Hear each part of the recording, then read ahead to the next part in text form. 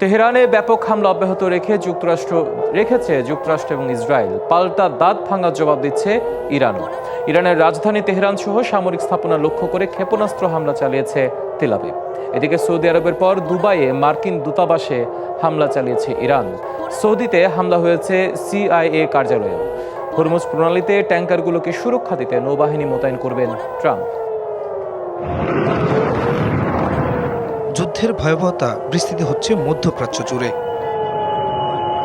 5 দিনের মাথায় ইরান জুড়ে ইসরায়েল ও আমেরিকার যৌথ হামলায় বিধ্বস্ত তেহরান সহ একাধিক শহর। তেহরানের নিরাপত্তা স্থাপনা সহ ইনকলাব স্কোয়ারের কেন্দ্রস্থলে পুলিশ স্টেশন হামলার শিকার হয়।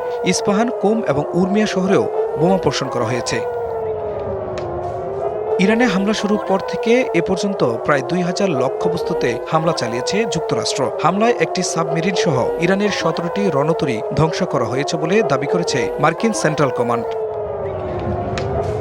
লেবাননে ব্যাপক হামলা চালাচ্ছে ইসরায়েল। পূর্বাঞ্চলীয় শহর বালবেকে একটি আবাসিক কমপ্লেক্সে হামলায় নিহত হয়েছে 4 জন। এছাড়া মাউন্ট লেবানন এলাকার আরামুন ও সাদিয়াতে ইসরায়েলি বিমান হামলায় হতাহতের ঘটনা ঘটেছে।